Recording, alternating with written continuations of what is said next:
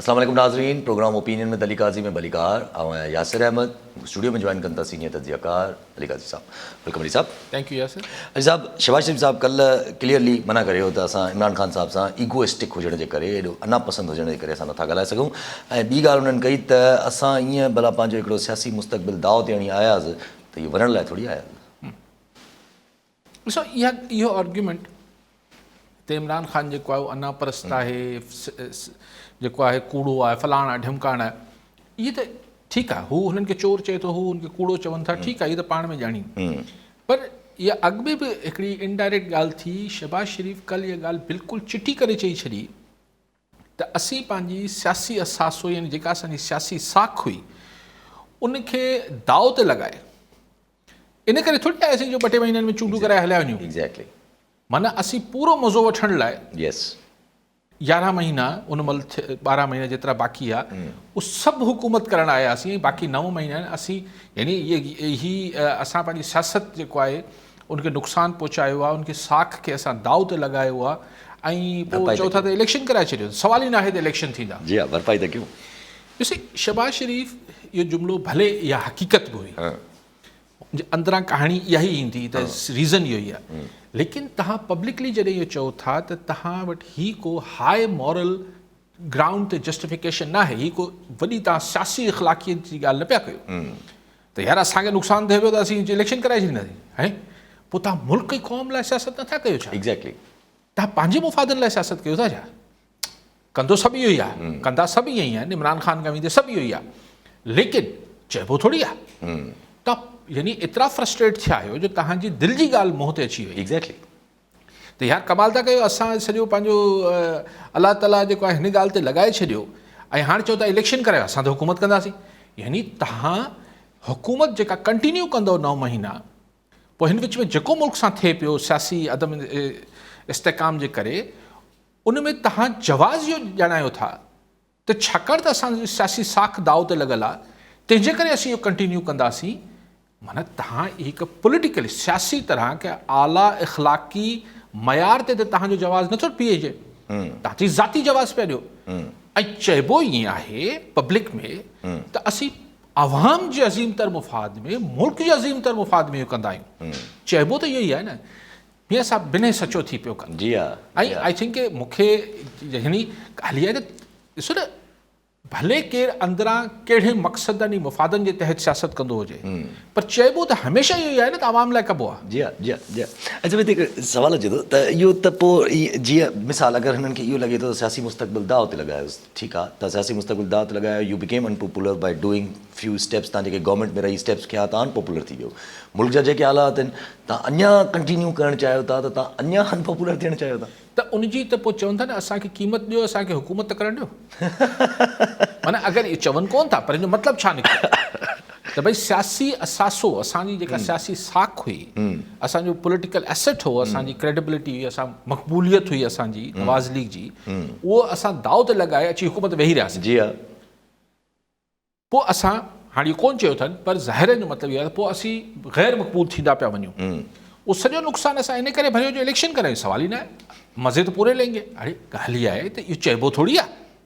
ऐं इहा कहिड़ी ॻाल्हि थी वई, अगरि ख़ुदा न ख़ास्ता हिन 9 महीननि में सियासी अदम इस्तेकाम जे करे, सियासी अदम इस्तेकाम जे करे अगरि मुल्क जी मईशत खे वेतर नुक़सान खां नुक़सान दर थींदो वियो ऐं ख़ुदा न ख़ास्ता गॉड फॉरबिड सिचुएशन इरिवर्सिबल थी वई। हिकिड़ी थींदी आहे सिचुएशन ख़राबु हूंदी आहे, हालात ख़राबु हूंदा आहिनि, पर उहो नुक़्ते ते हूंदा आहिनि जिथे केरु वरी गाॾी मोड़े अचे। पर जॾहिं ख़ुदा न ख़ास्ता का गाॾी खाई में किरी पए थी त खाई में कीअं वापसि ईंदी? पोइ त क्रेन ज़रिए वापसि ईंदी न। सो हीअ कहिड़ी ॻाल्हि थी वई, हीअ कहिड़ो आर्ग्यूमेंट आहे, हीअ कहिड़ो दलील आहे त सही असांजी त सियासत दाव ते लॻल आहे, तंहिंजे करे असीं जेको आहे उहो इलेक्शन थोरी कराईंदासीं ऐं इमरान सां छो ॻाल्हायूं?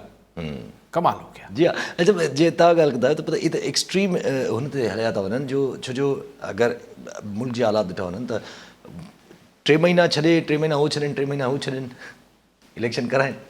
ऐं मूंखे कल्ह मियां शहबाज शरीफ़ साहिब जी ॻाल्हि ॿुधण खां पोइ ऐं इहो जुमिलो हुननि जो त उमेद त जेको आहे जेको नओं आर्मी चीफ आहे पंहिंजे आइनी जी हा दायरे में रहंदे जी हा पंहिंजी ज़िम्मेवारियूं पूरी कंदो मूंखे नथो लॻे त ही जेको हाणे ॿई सहरा में बीठल क़बाइली सरदार आहिनि हिकिड़ा PDM ऐं कंपनी ऐं ॿी इमरान ख़ान एंड कंपनी ही बिल्कुलु जी कल्ह मूं मिसाल ॾिनो त हिकिड़े रेगिस्तान में बीठा आहिनि बियाबान में बीठा आहिनि ॿिन्ही जा हथ हिक ॿिए जे झुंडनि में आहिनि मूंखे लॻे थो त कंहिं न कंहिंखे विच में पवणो पवंदो ही झुंडा ईअं ऐं हू अगरि पोइ ज़रूरी न आहे कि हिकिड़े जे हक़ में थिए या ॿिन्ही जे हक़ में थिए या कि हिकिड़े जे हक़ में वधीक थिए मूंखे ख़बर न आहे त हू जेको मीडिएशन थींदी पर मूंखे नथो लॻे त ही जेका रवैया आहिनि ॿिन्ही धुरियनि जा इहे को मुख़्तलिफ़ इदारनि खे डिघो अरसो न्यूट्रल रही सघंदा आउं नथो सम्झां अच्छा पोइ छा सम्झे अगरि जे रफली एस्टिमेट रखिजे त आहिनि त ॿई ज़िद इमरान ख़ान साहब बि नवाज़ शरीफ़ साहब बि हाणे ज़िद कंहिंजो थो खटे खटे हाराए त मुल्क पियो ऑब्वियसली मुल्क जी मैशियत बि हाराए नुक़सानु त मुल्क खे थिए पियो हिननि खे छा पियो थिए अगरि वधि में छा थींदो 9 महीननि खां पोइ इलेक्शन थी वेंदी आसमान त कोन किरी पवंदो त इमरान ख़ान खे कहिड़ो नुक़सानु थी वेंदो एग्ज़ैक्टली जी हा अगरि 3 महीना 4 महीना अॻु में इलेक्शन थी वई त कहिड़ो PDM ऐं नवाज़ लीग वारनि खे नुक़सानु थी वेंदो जेको बि फ़ाइदो या नुक़सानु थींदो उहो मुल्क खे थींदो सो ॾिसणो इहो आहे त हीअ जेकी क़बाइली सियासत थिए पई हिकिड़ी फ्यूडलिज़म भाव कोन बिल्कुलु कबीलाई क़िस्म जो अप्रोच आहे त हू हिकिड़ा कबीला आहिनि हीअ ॿिया कबीला आहिनि त उन में कंहिंखे टाकड़ी त पोइ कंहिं न कंहिंखे त विच में पवणो पवंदो अच्छा वरी इमरान ख़ान साहब बि जेका मीटिंग कई यार वरी पंहिंजी मुश्तरका इजलास जेको कयो अथऊं हुन में वरी क्लियर ॻाल्हि कई अथऊं त असां हिन महीने ई असेंबली तोड़ींदासीं परवेज़ इलाही साहब खे बि असां बिल्कुलु पंहिंजे मतिलबु हुन में असां सां ॿधल आहे हिन ॻाल्हि ते बिल्कुलु न बि चयो आहे त हिन ई महीने असेंबली तोड़ी वेंदी ॾिसो हाणे अजीबो ग़रीब ॻाल्हि कल्ह मूं पढ़ी पहिरीं कल्ह त PTI वारनि चयो त पहिरीं असीं पंजाब असेंबली तोड़ींदासीं पोइ KP जी त छा कलाकु ॾेढ पहिरीं तोड़ींदा मतिलबु KP वारनि खे पक खपे यस त परवेज़ इलाही तोड़ींदो या न तोड़ींदो मूंखे सम्झायो त परवेज़ इलाही खे घणी रकात जो सवाबु थींदो न टोड़ण जो टोड़ण जो ठीकु आहे हू सिर्फ़ु ज़ाहिर हुन कुझु शर्त रखिया हूंदा न इमरान ख़ान जे साम्हूं जी हा हाणे मुख़्तलिफ़ शर्त साम्हूं अचनि था मीडिया में हिते हुते त भई हाणे मूंखे ख़बर न आहे ज़ाती तरह पर इहे शर्त सम्झ में ईंदड़ शर्त आहिनि जेके परवेज़ इलाही इमरान ख़ान जे साम्हूं रखिया हूंदा त भई 10 सीटूं असांजियूं आहिनि पर ईंदड़ इलेक्शन में असांखे पंजाब में 20 सीटूं ॾियो 20 टिकटूं ॾियो या 15 ॾियो या 20 ॾियो 20 घुरंदो पोइ 15 14 13 जिथे बि ठा थियो जी हा ॿियो ज़ाहिर परवेज़ इलाही चवंदो भई वॾ वज़ारे ताऊं पियो छॾियां त ईंदड़ वॾो वज़ीर मूंखे कयो एग्ज़ैक्टली कॉमन सेंस इहो चए थो ऐं अगरि तव्हांजी फेडरल हुकूमत ठहे त असांजे मुनस इलाही खे कोई चङड़ी वज़ारत ॾिजो पंहिंजे वेझो रखिजो शर्त इहे ई हूंदा न परवेज़ इलाही जा ज़ाहिर आहे लेकिन सवाल इहो आहे त हिन में ज़ामिन त केरु ई न पवंदो इमरान ख़ान सुभाणे फिरी वञे त छा करे वठंदो परवेज़ इलाही जी हा घणनि जॻहियुनि ते ईअं थी चुको आहे न मिसाल आसिफ़ साहब सां त कुझु न करे सघिया न फ्री केरु छा थो करे सघे जी हा परवेज़ इलाही साहब सियासत में केरु कंहिंजो को हारी ग़ुलाम त कोन्हे न जी हा त लेकिन इमरान ख़ान साहब बि लाइ बि त इहो सोचण जो मरहलो हूंदो त अगरि वाक़ई में असेंबली तोड़नी पइजी वई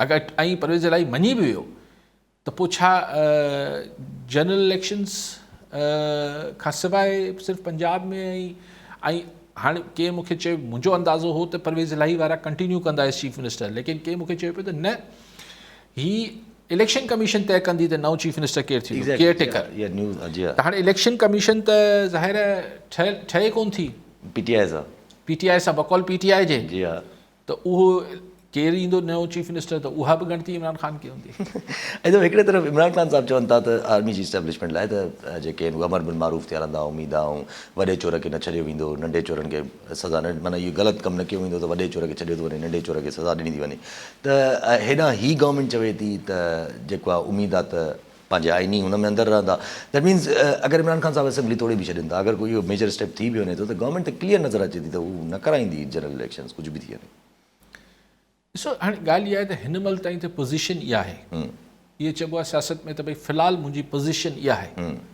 लेकिन इहा का अटल शइ त काई न हूंदी आहे सियासत में कॾहिं कॾहिं माण्हू फ़ैसिला कंदा आहिनि पर हालात हुननि खां ॿिया फ़ैसिला कराए छॾींदा आहिनि हाणे अगरि पंजाब असेंबली टुटे थी ऐं KP असेंबली बि टुटे थी ऐं मुल्क जी मैशत वेतर जेको आहे उहो हथनि मां निकिरणु शुरू थिए थी, ज़ाहिर आहे हथनि में न आहे। इन स्टेप्स ते त थींदी त न हींअर जेको आहे असांजी मैशत संभालण जो ज़िम्मो असां सऊदी अरब खे ऐं चीन खे ॾिनो जी आहे, उहो असांखे पैसा ॾियनि। हाणे इहा का हिकु मैशत सुधारण जा तरीक़ा त कोन्हनि न, हीअ त हिकिड़ो इंटीरियम रिलीफ आहे, आर्ज़ी क़िस्म जो रिलीफ आहे। त यार 2-3 बिलियन महिरबानी कजो, असीं डिफॉल्ट पैसा ॾियणा आहिनि, हीअ करिणो आहे, हू करिणो आहे, असांखे इहो को माशी सुधारो त कोन पियो अचे। ऑब्वियसली जी हाँ। कॉलर है ना जफर नकवी हैदराबाद में। जी नकवी साहब क्या कहना चाहेंगे? अस्सलाम वालेकुम मोहतरम यासिर। वालेकुम सलाम। किबला अली काजी भाई, अल्लाह आपको सलामत रखे, परवरदिगार खुशियाँ दे। सर आपका तजिया, इस बार काजी साहब का तजिया और इत्तेफाक से व्यूज जो भी हैं वो कुछ मुझसे मिलते हैं तो मुझे, मैं सुनने में ज़्यादा वो इंटरेस्ट लेता हूँ कि अच्छा जितने कॉलर्स हों, लेकिन बहरहाल ये कि थोड़ा सा मुस्तफीद हो जाता हूँ मैं काजी साहब की ओपिनियन से। सर ये जो असेंबलियाँ तोड़ना और ये फॉर द टाइम बिंग नज़र आ रहा है कि हमारी इस्टेब्लिशमेंट ये प्रोजेक्ट वो हो गई है, क्या सर क्या कहते हैं वो जो भी सियासी लफ्ज़ से दीजिए आप, मुझे नहीं लगता कि ये असेंबलियाँ कहीं आसानी से टूटेंगी। और ये जो पॉलिटिक्स है इस वक्त 13 पार्टी इसको इसने जीरो कर दिया है इमरान खान ने। हर 4 दिन 3 दिन बाद एक नया नारा आता है अब सैटरडे का, और पब्लिक जो है वो बहुत तेजी से इसे फॉलो कर रही है। और हकीकत में सर झूठ के यानी अदाकारों को देख देख के भी इंसान वो हो जाता है कि भाई ये वो लंदन वाला कह रहा है कि 24 करोड़ आवाम मेरे साथ हैं, वो बेचारा फिगर भी भूल गया लंदन जाके कि 22 करोड़ की आबादी है, ये 24 करोड़ इसके साथ कहाँ से आ गए। सारे के सारे चेहरे ये धुल गए। हमें तब्दीली के कुछ आसार आवाम की राय जो एक तरफ इकट्ठी हो गई है इसकी वजह से नजर आ रहे हैं, वरना सर अब मुझे खदशा है कि हम ब्लड शेड की तरफ जा रहे हैं। आप इससे जरा सच और से जरा देख के बताइए कि अगर ये पॉलिटिकल पार्टीज इसी तरह लड़ती रही तो अंजाम हमारा खूनी इनकलाब नजर आ रहा है। साहब प्लीज इस रोशनी डालिए। जी हाँ, वो तो हर सियासतदान ये दावा करता है कि 25-30 करोड़ आवाम जो है उनकी तरफ है, वो तो, लेकिन अब जितने भी लोग जिस तरफ हैं, ठीक है ना, हम इस बहस पे पड़े बगैर वो बड़े ही कट्टर किस्म की उनकी राय हो गई है। यानी उसमें कोई सियासी उसमें लचक या मंतक आप ढूंढने की कोशिश ना करें। मिसाल, मैं अक्सर जब मुझे पीटीआई की देखना होता है कि उसका सपोर्टर किस तरह सोच रहा है, तो हमारे ऑफिस में एक नौजवान काम करता है, तो मुझे मालूम है कि उसके ख्यालात बहुत ही प्रो पीटीआई, तो मैं उसको खाम में ऐसे बुला के बोलता हूँ, यार ये देखो घड़ी चोरी कर ली, ये कर लिया, वो कर लिया, तो मैं सुनना चाहता हूँ कि उस पर कोई असर पड़ रहा है नहीं पड़ रहा है। तो बोलता है अरबों रुपए खा गए, हमें ट्रक की बत्ती के पीछे लगा दिया, हमें ट्रक की बत्ती के पीछे लगाया है कि घड़ी चोरी कर ली है। सब खुद भी कह रहे हैं। नहीं तो मतलब नहीं, तो देखिए ना, यानी जो फॉलोअर है खान साहब का वो कुछ और सुनने को तैयार नहीं है। तो मैं यही वक्त पर वक्त में ये देखता हूँ कि शायद कुछ ये जो सरकारी मौक़िफ़ है इसने कुछ डेंट डाला हो, लेकिन नहीं होता। तो वो एक तरफ खड़े हैं, और ज़ाहिर है जो एंटी इमरान खान है उनका अपना एक सख्तगीर मौक़िफ़ है। तो इसका नतीजा क्या निकलेगा? इसका नतीजा इस वक्त तो मज़ीद और अच्छा उस पर सोने पे सुहागा जो है, उस पर तुरा जैसे कहते हैं कि आपकी मईशत जो है वो खुद एक इतना बड़ा बयानिया बन रहा है और बन चुका है, और इत्फाक से वो ज़ाहिर है जो हाकिम वक्त होगा, जो वक्त के हुक्मरान होंगे, वो बयानिया उन्हीं के ख़िलाफ़ जाता है। ऐसा कोई भी आपसे सुनना नहीं, किसी भी हुक्मरान से कब किसी भी दौर में किसी भी अवाम ने ये सुनना नहीं चाहा कि नहीं जी ये जो आप भुगत रहे हैं, ये आटा महंगा हो गया, ये बिजली महंगी हो गई, ये हो गया, वो हो गया, इसकी जिम्मेदारी जनाब आप पिछलों को दें। बोलते भैया बैठे आप हो, अच्छे बुरे के जिम्मेदार भी आप हो। तो बयानिया भी पीडीएम के खिलाफ जा रहा है, तो इस जिसका फ़ायदा इमरान खान को हो रहा है। जी हाँ। अब जहाँ आप इसको ले जाते हैं खूनी इनकलाब की तरफ, अपना नकवी साहब माज़रत के साथ, हमारे पास ऐसा कुछ है नहीं, क्योंकि जब आप खूनी के साथ इनकलाब जोड़ते हैं तो इनकलाब तो किसी एक पर्टिकुलर نیریٹو کی طرف کسی چیز کو حاصل کرنے کے لیے لایا جاتا ہے اور اس کو کوئی نہ کوئی اس کی قیادت کر رہا ہوتا ہے. ایون فرانس میں چلے کوئی لیڈر نہیں تھا جب فرینچ انقلاب سو کالڈ جو فرانس کا انقلاب آیا تھا, لیکن اس وقت کے انٹلیکچوئلز نے ایک نیریٹو بنایا ہوا تھا اینٹی امپیریلزم اور یہ اور وہ, تو کہ جی ہم یہاں پر روٹی کھانے کو نہیں ہے اور یہ شہنشاہیت اور یہ سری لنکا میں, تو وہ اس بیانیے کم از کم وہ بیانیہ ان کو لیڈ کر رہا تھا. عرب اسپرنگ میں بھی ایک بیانیہ لیڈ کر رہا تھا. یہاں پہ بیانیہ ہے کیا کیا عمران خان والا بیانیہ تو عمران خان ہے, تو وہ خونی انقلاب کیوں لائے گا؟ تو باقی خونی خدا نہ خواستہ ایک جو ہم کہتے ہیں کہ ایک خدشار ہو جائے, انارکی اور چیز ہے, انقلاب اور چیز ہے. تو اللہ خیر کرے, کیونکہ انارکی کا تو پھر نہ سر ہوتا ہے نہ پیر ہوتا ہے, وہ تو پھر وہ تو انارکی ہوتی ہے, اس کو میں کیا تشریح کروں, وہ تو بہت ہی بھیانک منظر ہوتا ہے. کالر نساگر عبد الستار پور ٹنڈو بھاگوا جی پور صاحب چاٹ میں چاہیے. ادا اسان سوال یہ ہے جو اسان پی ایس سی جیسی جو ٹیسٹوں ورتی ہوئی اسان تن بھاگ جو تل کوئی نا. ہلو جی جی سائیں جی سائیں. ہاں تل کو ٹنڈو بھاگو جو کون چھ یو ہارڈ ایریا میں کرا ڈی سی جو نے چونڈیل نماز کو عمل نٿا کرائیں. علی قادری صاحب رائٹ جو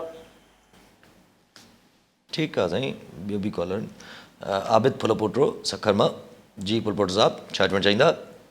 السلام علیکم سائیں. وعلیکم السلام. اسان کو عرض ہوندا اگے بھی کو دفعہ پوچھو ہے اصل میں حکومت جو رات تائیں دیر تائیں جاگی ڏींहं جو 12 نے نیٹ کرے کو اچن 5 وزیر ہوندو 5 وزیر ہوندو ایک بے جے چولن کے گالا چکن کو کين لاءِ تو چي کو اسان پانچ پاکستان لاءِ کو سوچيندو تو عوام کیڑی حال میں آ کیڑے مسئلن میں آ اے برساتين جا نقصان تھیا زراعت جا نقصان تھیا انن لاءِ کوئی سوچيندو ته ڇا ٿي جا جيڪي نوجوانن ۾ انن جي تعليم کاٿي آ انن جي ډيوٽيون ڄڻيون انن جي روزگار سوچڻو آ. مهرباني ڪري انهي تي روشني وجھا ڪڏهن اسان پاڪستان جا یہ وزیر ۽ قانون وارا جيڪا ٹھیک ہے پھلپوٹ صاحب.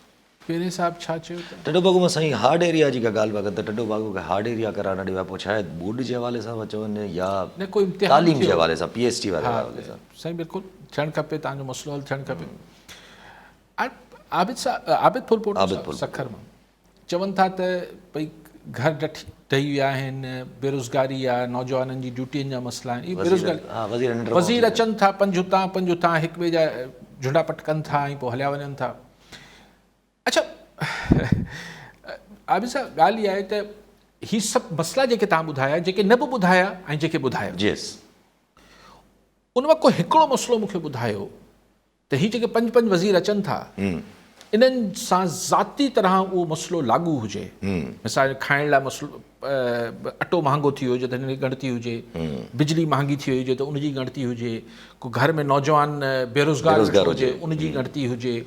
को मूंखे हिकिड़ो मसइलो त ॿुधायो न जेको ही पंज तव्हां चओ पिया, यानी असांजी जेका रूलिंग इलीट आहे, सियासी अशराफिया आहे, चाहे हिन पासे जी या हुन पासे जी, उन्हनि में को जेको तव्हां आबिद फुलपोट साहब मसइला ॿुधायो पिया, को हिकिड़ो मसइलो अहिड़ो ॿुधायो जेको हिन अशराफिया सां सिधी रीति लाॻापियल हुजे त हुननि खे हुनजो अहसास बि घणो थिए.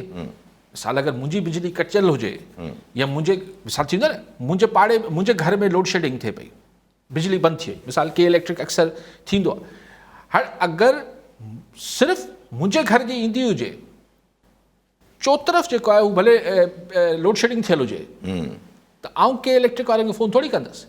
फितरी ॻाल्हि आहे. ठीकु आहे, वरी ॾेखार लाइ कॾहिं कॾहिं आउं कंदुसि त यार पाड़े में रहूं था, पाड़े वारा छा चवंदा. पर मूंखे उहो दर्द महसूसु थींदो गर्मी जो, पघर जो, हे हो गैस शेडिंग थिए थी. अगरि गैस मुंहिंजे घर में अचे पई, उके पाड़े में नथी अचे, कहिड़ो फ़र्क़ु थो पए त आउं हुन दर्द खे महसूसु ई न करे सघंदुसि. सो जंहिंजे जेको नौजवान जे बुज़ुर्ग जेको हीअं घर में बेरोज़गार आहे डिग्री वठण खां पोइ, ऐं हुन जी जेका फ्रस्ट्रेशन आहे नौजवान जी, उन जी जेका हालत आहे, उहा कैफ़ियत जेको हुनजे माउ पीउ खे महसूसु थींदी हूंदी या माउ पीउ खे जेको हुनजो दर्द नज़र ईंदो हूंदो, हुन नौजवान मां डपु बि थींदो हूंदो त यार नौजवान छोकिरो आहे, सुभाणे जी शादी बि कराइणी आहे, रोज़गार नथो. इहो दर्द हुन रूलिंग अशराफिया हू जेको आउं हिते को इनकलाब आणण जी ॻाल्हि नथो कयां, but it's natural. Obviously so ये ॻाल्हि सॼी थल ॿधण जो मक़सदु इहो हो। तव्हां चओ था आबिद साहब त हू 5 अचनि था, हू 5 अचनि था, हुननि खे पाकिस्तान जो दर्द छो नथो थिए? पाकिस्तान सां मुराद पाकिस्तान जी आवाम आहे। मुंहिंजो सवालु आबिद फुलपोटो साहिब खां इहो आहे त जिन्हनि खे दर्द आहे उन्हनि खे अहसासु कॾहिं थींदो पंहिंजे दर्द जो? एग्जैक्टली हुननि खे त इहो दर्द ई कोन्हे। हू पंहिंजे दर्द जो दरमान पाण कॾहिं करण जो फ़ैसिलो कंदा। जी हाँ, कॉलर स्वागत। महफूज़ जमान भुट्टो गुटकी में। जी भुट्टो साहब छा चवणु चाहींदा? अस्सलाम वालेकुम। पहिरियां खे सलाम पेश कयां थो। सर मां तारिक साहब जी ॻाल्हियुनि सां इतफ़ाक़ कयां थो। हीअ जेको आहे असांखे नॉलेज बि मिलंदी आहे, हर पॉइंट ते जेको आहे साईं वारा ॻाल्हाईंदा आहिनि, हिनखे जज़्ब आहे। सर मां इहो अर्ज़ु इहो आहे नंढिड़ो क्वेश्चन त पाकिस्तान छा इन दिसंबर जे महीने में चइनि था हिकिड़े महीने जा डॉलर पिया आहिनि, थी सघे थो डिफॉल्टर थी वञे। अपोज़िशन चइनि था डिफॉल्टर थी वेंदो, पर इसाक़दार चए थो न असां इनशाला पाकिस्तान खे बचाईंदासीं। पर इमरान ख़ान खे मां इहो चवणु चाहींदुसि उनजी पार्टी खे त महिरबानी करे तव्हां पाकिस्तान लाइ कुझु न कुझु कयो। छा भला तव्हां माटेली मां पुटु आहियो छा? बाबा हाणे तव्हांखे मिली जुली पाकिस्तान जो कमु करिणो आहे। पाकिस्तान जी मईशत किथे वञी पहुती, बेरोज़गारी किथे वञी पहुती। इमरान ख़ान जा जेके ऐलान हुया त 5 लख मां घर ठाहे ॾींदुमि, उहे 5 लख घर काॾे विया? त महिरबानी करे पाकिस्तान खे ठाहियो, विञायो। ठीकु आहे। ॿियो बि कॉलर मोहम्मद हारून जामरी सागड़ मां। जी जामरी साहब छा चवणु चाहींदा? हेलो अस्सलाम वालेकुम। वालेकुम सलाम। सर असांजो अर्ज़ु इहो आहे जी साईं। अली काज़ीअ खे त हुकूमत पाण में बि विड़े, हू चए आऊं खटियां, हू चए आऊं खटियां, सोचे कोन थो। असां सही तव्हांजो आवाज़ु कटिजे थो, साईं आवाज़ु कटिजे पियो अवां जो। ठीकु आहे साईं। छा चयो जामरी साहब? हिकु चयो त पाण में वढ़नि पाण में विढ़नि पिया, बसि आऊं खटियां, इहे साईं जी इहा ॻाल्हि ई हूंदी। अच्छा, भुट्टो साहब चवनि था त इमरान ख़ान खे ख़्यालु करणु खपे, डॉलर कोन्हे मुल्क में। बिल्कुलु डॉलर कोन्हे सही, डिफॉल्ट थी वञे ऐं अलाह ख़ैर करे डिफॉल्ट न थिए। पर इहो स्टेट बैंक ई चयो आहे त भई ईंदड़ महीने ताईं जेके सोर्सिस अख़बारनि में रिपोर्ट थिया त ईंदड़ महीने जी ख़रीदारी जा असां वटि पैसा आहिनि। पोइ पर कोशिशि बि लॻा पिया आहियूं। सऊदी अरब ब्रादर मुल्क आहे, कुझु चाइना बि जेको आहे उहो इस्लामी न आहे पर ब्रादर मुल्क आहे, उहो बि शायदि मथां को ऑल सीज़न्स फ्रेंडशिप आहे असांजी, हर मौसम जी। सो असां वटि जेका डार डॉक्ट्रीन हुई, छा इहो कशकोल त असां ज़माने खां खयूं पिया फिरूं। एग्जैक्टली उनमें नई ॻाल्हि, पोइ मिफ्ता इस्माइल खे छो हटाए छॾियो? यस जी हाँ। इहो कशकोल खणी पियो फिरे। ऐं अॻु में इमरान ख़ान वारा छा पिया कनि? उहो बि कशकोल खयूं पिया फिरनि। हो वरी टैक्स घणा पवनि न वठनि। सो हाणे ॻाल्हि इहा आहे साईं, तव्हां चओ था त इमरान ख़ान खे माटेली मां जो मतिलबु माटेलो त न आहे न, हिन मुल्क जो ई आहे। सुवाल इहो आहे त हुननि जो मौक़िफ़ इहो आहे त हीअ जेका हालत मुल्क जी थी आहे, हीअ जेका मईशत थी आहे, हुननि जी करप्शन, चोरी, मिसमैनेजमेंट, नाहिली, अलिफ बे पे जे करे थी। ऐं तव्हांजी हुकूमत जेका तव्हां संभाली आहे, ठीकु आहे। हाणे ऐं जेको मुंहिंजी हुकूमत हटाई वई ऐं तव्हां आयो इंटरनेशनल साज़िश जे तहत, इहो इमरान ख़ान जो बयानियो आहे। आउं भुट्टो साहब नथो चाहियां सही थो चए, ऐं सही ग़लति जी बहस बि न आहे। त हाणे ॻाल्हि इहा आहे त हू जॾहिं सम्झे थो त वजह तकलीफ़ जेका आहे इहा हुकूमत या वजह जेको मसइलो आहे उहो ख़ुदि ई हुकूमत आहे, त हू चए थो तव्हां हिनजी मदद कीअं थो करे सघां, छा मदद कंदुसि। ऐं फैक्ट बि आहे त असां वटि सिर्फ़ु एतिरी मदद हुकूमत ऐं अपोज़िशन हिन मुल्क जी करे सघनि था त हू सियासी छिकताण घटि कनि। माशी हालतूं ईअं न आहे त सुभाणे सफ़ा ईअं भाकरूं बि पाए वठनि, इसाक़ डार ऐं इमरान ख़ान ऐं शहबाज़ शरीफ़ ईअं सफ़ा मतिलबु वेही वॾियूं ॿखूं विझी हिक ॿिए खे पपियूं झपियूं सभु करे वठनि। इमरान ख़ान ऐं नवाज़ शरीफ़ ऐं आसिफ़ ज़रदारी ऐं शहबाज़ शरीफ़ ऐं मौलाना फज़ल सभु ईअं सफ़ा टहक ॾियनि, तस्वीरूं हली वञनि मार्केट में, त को सुभाणे जेका वाह वाह थी वञे, डॉलर अची पट पवंदो ऐं बसि असां वटि जेका डॉलर ऐं रुपयो जेके रोडनि ते ईअं वाधू हुजे न, कचिरो फिटो थियल हूंदो, ईअं कोन्ह थींदो। सही, तव्हांजी मईशत जा जेके इहे 75 साल जी महिरबानी आहे, इहे 75 साल न लॻंदा त बि हिन खे 5-7-10 साल लॻंदा हिन खे वापसि। सिर्फ़ु ख़्वाहिश मूं जहिड़े माण्हुनि जी इहा आहे त सिर्फ़ु पटड़ी ते सही चढ़ी वञे, सऊदी अरब खां पैसा पिनी अचण ऐं हुन खां उहो ठीकु आहे, वक़्ती त ज़रूरत आहे असांजी, लेकिन इहो को मसइले जो हल थोरी आहे। पर छा थींदो त अगरि छिकताण घटि थी वेंदी ऐं हिकिड़ो भाकुरनि वारो फ़ोटा अची वेंदा त हिकिड़ो कारण जेको हिन महिल आहे मईशत जी हिन नाकारी हालत जो उहो आहे असांजी सियासी छिकताण उहा ज़ीरो थी वेंदी ॿिया फैक्टर त रहंदा ऑब्वियसली जेसि ताईं तसलसल पॉलिसी हलनि न तेसि ताईं कीअं कॉलर हिन सां गॾु नबी बख़्श तईम कश्मीर मां जी तईम साहब छा चवणु चाहींदा अस्सलाम वालेकुम तव्हांखे अली ख़ान साहब खे बि अस्सलाम वालेकुम वालेकुम सलाम चौधरी सालिक नवाज शरीफ़ सां मुलाक़ातूं पियो करे जी हाणे वरी हमज़ा शहबाज़ बि लंडन वियो आहे जी माना अॼु इमरान ख़ान चयो आहे त 18 या 19 तारीख़ ते मां ऐलान कंदुमि पंजाब असेंबली खे टोड़ण जो जी साईं छा चौधरी सालिक राज़ी करे वठंदो इनखे परवेज़ इलाही खे त बाबा हू असेंबली न टोड़े ॿियो त साईं मुआज़रत सां अली काजी साहब चयो फ्रेंच इनकलाब सो कॉल्ड साईं हो त इनकलाबनि जी मां शुरूआत हुई साईं हुन त माना मोनार्की खे तबाह करे छॾियो बुख बदालियाती जीअं हिते आहे उंडियन बि उते हुई उन त माना फ्रेंच इनकलाब सो कॉल्ड न हुयो साईं हुन त माना बुनियाद हुई इनकलाबनि जो साईं महिरबानी हाँ ठीक बिल्कुल मीर खादिम रज़ा टालपुर पीरकोट मां जी टालपुर साहब छा चवणु चाहींदा साईं अस्सलाम वालेकुम वालेकुम सलाम साईं अर्ज़ु इहो त अॼु 3 खां 4 ख़बरूं अहिड़ियूं पंहिंजो गुज़रियूं नज़रुनि खां जेके साईं सां काजी साहब सां डिस्कस करण बि कयूंसीं उन्हनि ते फोकस बि कोन हुयो हिकिड़ी त इहा ई त वज़ारत ख़ारजा खे पंहिंजो कुझु सफ़ारत खाननि ख़त लिखियो आहे उन्हनि खे 4 महीननि खां पघारूं कोन मिलियूं आहिनि 8 खां 10 सफ़ारत खाना अहिड़ा आहिनि जिन खे 4 महीननि खां पघारूं न मिलियूं आहिनि जी साईं वरी क़ौमी असेंबलीअ में पंहिंजो वज़ीर ख़ारजा साहिब जा पुछूं त ख़र्चा घणा थिया आहिनि भला जेको दौरनि ते दौरो आहे वरी 14 तारीख़ खां वरी अमेरिका जो दौरो आहे 8 ॾींहंनि जो रही त उन में ॾसनि था त पोणा 2 अरब रुपयनि जो वज़ीर ख़ारजा साहिब हिन वक़्त ताईं दौरनि में ख़र्च करे चुको आहे पोणा 2 अरब रुपया रही उन खां पोइ वरी पंहिंजो साद रफ़ीक साहिब जन जो बयानु आयो त मुंहिंजे खाते में पंहिंजो इलाही खातनि में पेंशन ऐं पघार ॾियण जे लाइ पैसा कोन्हनि खे जी साईं वज़ीर आज़म मथे खे त हथु ॾेई वेठो आहे त साईं पैसा किथां ईंदा ऐं पंहिंजो इसाक डार साहिब चए थो त साईं असांजा सॼा डॉलर वञनि था पिया हिकिड़ा अफ़गानिस्तान डॉलर बि था वञनि असां जेका फीड था घुरायूं उहा बि असांजी अफ़गानिस्तान थी वञे ऐं असां जेको यूरिया भाण 7,000 में घुराए 2300 में था माण्हुनि खे ॾियूं उहो बि असांजो खजी अफ़गानिस्तान थो वञे पोइ मुंहिंजो ई साईं खे अली काज साहिब खे अर्ज़ु आहे त साईं भला हलूं पाण हली बीहूं पंहिंजो बॉर्डरनि ते त कोई इहे शयूं रोकियूं त को माना को कुझु पाकिस्तान जे माण्हुनि जो भलो थिए हुकूमत त रुॻो थी नोटिस वठे वज़ीर आज़म साहिब चए थो साईं मां वज़ीर आज़म साहिब नोटिस वरितो आहे हाणे नोटिस त घणा ई आहिनि पर पोइ सिक्योरिटी फोर्सिस हलाए किथे आहिनि असांजूं जेके इहे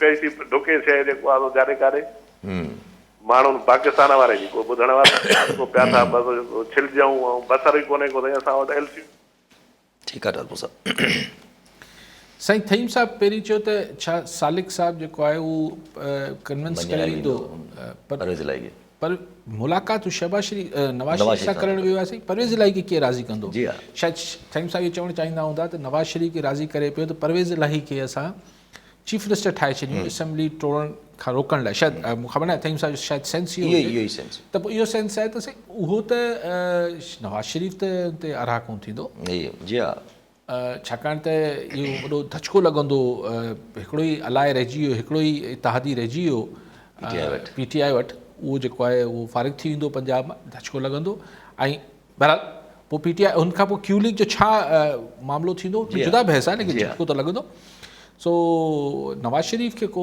मसइलो न थींदो उहो ज़रदारी साहिबु उनखे ज़बान चौधरी शुजात खे ॾेई आयो आहे त भई मुंहिंजी ज़बान आहे त हमज़ा शहबाज़ न थींदो त थी सघे लेकिन ॾिसणो इहो आहे त हीउ पलटो कॾहिं खाइनि था चौधरीज़ परवेज़ इलाही वारा साईं चवनि था त मूं सो कॉल्ड छो चयो सही हीअ अंग्रेज़ी में ईअं न हूंदो आहे त बिल्कुलु तव्हांजो लिटरल मतिलबु न कढो त नाम निहाद सां अमूमन पाण वटि मतिलबु इहो निकिरंदो आहे त जेको शइ हुई कोन सो कॉल्ड ज़रूरी न आहे त हिनजो लिटरल माना इहा हुजे कॾहिं कॾहिं उनजा मिसाल आऊं चवां हाणे पाण हिस्ट्री जो हिते कोन खोलींदासीं ऐं न ई मुंहिंजो सब्जेक्ट आहे पर छा हो बादशाह त इन सभिनी जे ख़िलाफ़ हो नेपोलियन पाण बादशाह थी न वेही रहियो एम्परर थी वेही रहियो न त उनजो रिज़ल्ट त कोन निकिरी सघियो लेकिन आऊं पाण हिस्ट्री लेकिन ठीकु आहे अगरि तव्हांजो मतिलबु नाम निहाद वठो पिया थईम साहिब तव्हां पंहिंजो लफ़्ज़ वापसि वठो नाम निहाद नो बहरहाल हिकिड़ी पब्लिक अपराइज़िंग हुई हिकिड़ी पब्लिक पर असां रिलीजियस हिसाब सां हुन खां पहिरीं असां वटि रिलीजियस अपराइज़िंग मिडल ईस्ट में थी, रिलीजियस पब्लिक अपराइज़िंग थी, लेकिन बहरहाल उहो हिकिड़ी डिघी डिफरेंट बहस आहे. अगरि तव्हांजो लिटरल मतिलब में यानी बिल्कुलु लफ़्ज़ी माना कढो पिया नाम निहाद, त मुंहिंजो मुराद इहा न हुई. माण्हू त उथिया, उनजो रिज़ल्ट निकितो न निकितो हिकिड़ी जुदा बहस आहे. सो कॉल्ड अंग्रेज़ी में मुख़्तलिफ़ हुन में इस्तेमालु थींदो आहे. अच्छा, तालपुर साहब चवनि था त जी फॉरेन मिनिस्टर जी हाणे चवनि था त असांजी मुख़्तलिफ़ सिफ़ारत खाननि खे सैलरी सैलरी 4 महीने खां पघारूं न पियूं मिलनि. पर मूं इहे चोथों पंजो ॾींहुं ख़बर पढ़ी त जर्मनी में हुननि हिकिड़ो नओं सिफ़ारत खानो खोले छॾियो आहे. त मां ख़बर पढ़ी परेशान हुयुसि त भई एतिरा सिफ़ारत खाना पाकिस्तान ग़रीब मुल्क जो छो पियो खोले. को ही असांखे ही जेके असांजा सिफ़ारत खाना जेके खुलंदा आहिनि, हिन जो मक़सदु इहो हूंदो आहे त को असां लाइ ट्रेड वधाइनि, असांजी तिजारत वधाइनि, या को एतिरा पाकिस्तानी उते रहंदा हुजनि जिन्हनि जे वीज़ा जो मसइलो हुजे, उन मां इलाही अच वञु हुजे, त हुन मां को पैसा कमाइनि. असां अलाए छो आहिनि एतिरा सफ़ारत खाना. ही तव्हां ॾिसो कराची डिफेंस में ठीकु ठाक चङनि शाहूकार मुल्कनि जा बि कॉन्सुलेट आहिनि ई कोन कराची में. छो कोन्हनि कराची में? जी हा, असांखे शौक़ु आहे सॼे दुनिया में सिफ़ारत खाना खोलण जो. मूंखे सम्झ में नथी अचे त छो था खोलीनि. डॉलर छा चइबो आहे उर्दू में, ज़हर खाने को डॉलर नहीं है. और ही हेतिरी बाक़ी मूंखे ख़बर न आहे त वज़ीर ख़ारजा जे दौरे ते तव्हां किथां ख़बर कढी आहे. मूंखे मां चेक कयां, पौणा 2 अरब रुपया ख़र्च थिया आहिनि, त चङा पैसा थी विया. लेकिन बहरहाल फॉरेन मिनिस्टर टूअर्स त कंदो आहे. पोइ साईं, अच्छा हू आख़िरी ॻाल्हि तव्हां कॉलर तव्हां ॿुधी वठो. जी जी जी करो. ज़ुल्फ़कार अली बबर उमरकोट मां. जी बबर साहब छा चवणु चाहींदा? जी बबर साहब. अस्सलाम वालेकुम सर. वालेकुम सलाम. इम्तियाज़ अली कुंभार मारकोट सर. जी साईं. साईं काजी साहब खां असां कुझु सवाल को आहे. जी जी काजी साहब, असीं त अच्छा पुराणे वक़्त खां असीं अव्हांखे फॉलो कंदा आहियूं. अव्हां न पिया ॿिया बि जेके असांजा तजज़ियाकार आहिनि, पाकिस्तान जे जेके साथी आहिनि, जेके मोतवर माण्हू आहिनि, उन्हनि सभिनि खे फॉलो कयूं पिया. ऐं असीं सियासतदाननि जी ॻाल्हियुनि ते घटि भरोसो कंदा आहियूं. असीं अव्हांजा ई तजज़िया ॿुधी, अव्हां जूं ॻाल्हियूं ॿुधी असीं उन्हनि सियासतदाननि खे फॉलो कंदा आहियूं जेके अव्हां असांखे माना हुन जूं सचायूं ऐं सुठायूं जेके बि आहियूं कमियूं कोताहियूं या ख़राबियूं उहो असांजे साम्हूं ज़ाहिर करे ॾींदो. अव्हांजो कमु ई इहो. इन करे असीं सियासतदान खां वधीक अव्हांखे फॉलो कंदा आहियूं. ऐं तव्हां हींअर मुंहिंजे ख़्याल में 2-3 कानून अॻु में हैदराबाद खां को फ़ोन आई हुई. उन में तव्हां काजी साहब सां सर सॉरी टू से माना तमामु एतिराम सां असांजी ॻाल्हि कंदुसि त अव्हां उन जी तजज़िये जे हवाले सां इहो जवाबु ॾिनो त असां हिकिड़े PTI जे कारकुन खे घुरायो ऐं उन खां पुछियो त बाबा हीअ घड़ी चोरी थी आहे, फलाणो थियो आहे, त माना उन ते को असरु कोन पवंदो, को असरु कोन ॾिठो. असरु किथां पवंदो सर? असीं अव्हांजा फॉलोअर्स, असीं पॉलिटिक्स जेके बि माण्हू उन्हनि जा माना अव्हांजा तजज़िया ॿुधी, अव्हां जूं ॻाल्हियूं ॿुधी, अव्हांजी सचाई खे मदद ॾिसी ॾिसी उन्हनि जे असीं उन सियासतदाननि जे फॉलो कंदा आहियूं त उन्हनि में केतिरी सचाई आहे, केतिरो कूड़ आहे, केतिरी ठगी. छो अव्हां उन्हनि हर शइ असांजे साम्हूं बयानु कंदा आहियो. कारकुन त कारकुन आहे सर. कारकुन त माना पंहिंजो जज़्बात जेतिरो असांजो अव्हां जे लाइ आहे न, शायदि एतिरो कंहिं पॉलिटिकल लीडर न हुजे. माना कारकुन जो मक़सदु इहो त उहो त इंतिहाई जज़्बाती हूंदो आहे ऐं उहो पंहिंजी ॻाल्हि जेको आहे खुलेआम कंदो आहे. उहो जेको दिलि में चाहींदो आहे, लेकिन हुननि जे साम्हूं हर शइ जी सचाई आणणु अव्हांजो फर्ज़ु आहे. ऐं असीं हुननि सभिनी सियासतदाननि खां, सर मुंहिंजो सुवाल थी सघे दिलि वटां न वठिजो, असीं अव्हांजा फॉलोअर्स आहियूं सर. अच्छा, पहिरीं ॻाल्हि पूरी करे वठूं तालपुर साहब जी. आख़िरी ॻाल्हि चयूं त हीअ असांजो डॉलर बि स्मगलिंग थिए पई, असांजो ॿियूं शयूं बि अफ़गान ट्रांज़िट में जेको कुझु थिए थो अफ़गान बॉर्डर ते. साईं हा, हलो पाण हली बीहूं बॉर्डर ते त पोइ रोकियूं. सही ॻाल्हि इहा आहे त इहा हिकिड़ो त थींदी आहे अनऑफिशियल चोरी, हितां जेका स्मगलिंग थींदी आहे, जेका ऑफिशियल वञनि थियूं शयूं असां हुनखे जहिड़ो पंहिंजो 5-6 सूबो ठाहे वेठा आहियूं, अलाए कहिड़े खाते में थिए थी, हू तव्हां गोलाबारी कनि था, पोइ ॿेड़ी चए ओहो ग़लती थी वई माफ़ु कजो, उहो सिविलियन मरी आहे 8 माण्हू मरी आहे, मतिलबु उहो ख़ैर थी वियो, पर सॉरी थी वई अफ़गानिस्तान जी. ख़ैर हाणे सो साईं हुन में अरबे रुपया आहिनि क़िबला.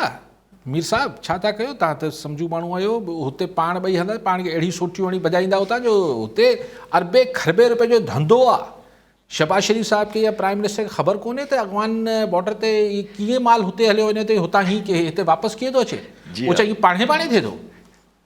कमाल था कयो ठाकुर साहब, तव्हां त मूंखां वधीक सम्झू ऐं पढ़िया लिखा माण्हू लॻो था। पोइ इहो मशहूरु ज़माना आहे खरबे रुपए जो चमन धंधो आहे हिते, जंहिंजी पोस्टिंग 6 महीना थी वञे, Yes. उनखां पोइ ज़िंदगी में उनखे कमु करण जी ज़रूरत कोन्हे। जी हाँ। सभु इहो को ईअं थोरी थिए पियो, हिकु लिकी हिकु ढगी मेह जी चोरी थोरी थी पए। हीअ त बिल्कुलु रज़ा ख़ुशी थिए थी। ऐं अलाए प्राइम मिनिस्टर बंदि कराए ॾेखारे, करिणो त पवंदो। एग्जैक्टली हीअ जेके हिकिड़ा हूंदा लीकेजिस, यस नंढा नंढा सुराख हूंदा आहिनि। हिकिड़ो हूंदो आहे त अगरि तव्हांजी पाणी जी टैंक में हेॾो सारो जेको आहे उहो पाइप लॻल हुजे मुख़्तलिफ़ जायुनि ते, त उहो लीकेज त न आहे, उहो त something bigger than that. Yes. So he Chaman border ऐं ही सॼा जेके आहिनि असांजा अफ़गानिस्तान सां बॉर्डर, ही त वॾा नाला खुलियल आहिनि उते हाणे, ऐं वॾा सो उनखे पाण ॿई अहिड़ो पाण सां कमु कंदा जो, अहिड़ी ॻाल्हि बि न कजो आईंदा हिते ई पाण सां न करे वञनि। जी हाँ। कॉलर नज़र अब्दुल गफूर काके पुटरो नवाब जामा जी। काके पुटरो साहब छा चवणु चाहींदा? साईं काज़ी साहब तव्हां समेत टाइम न्यूज़ जो समूरे सथ खे सलाम अर्ज़। मुंहिंजो सुवाल साईं काज़ी साहब खां थोरो जेको आहे तर्जो त असां भुट्टे साहब जे दौर खां वठी जमहूरी या गैर जमहूरी दौर पाकिस्तान में ॾिठा। भुट्टे साहब जो जेको आहे सो न्याय त आख़िरी जेको आहे सो कालकोठीअ में जेको सुप्रीम कोर्ट में तमामु हिकिड़ो दर्द अंदाना लफ़्ज़ फरमायो आहे त जेको दर्दांदी मारी दिलड़ी हलील है। ऐं हाणे ताज़ो जेको आहे सो PTI जे ख़ात्मे खां पोइ जेको इन्हनि बयानियो जोड़ियो या रेड लाइन क्रॉस कई, सोशल मीडिया खां सवाइ क़ौमी मीडिया ते बि जेको आहे सो एंकरनि ऐं तजिया नगारनि बिल्कुलु जेको आहे सो नाला वठी इदारनि जा ऐं जेको शख़्सियतुनि जा खुली ॻाल्हाए रहिया आहिनि।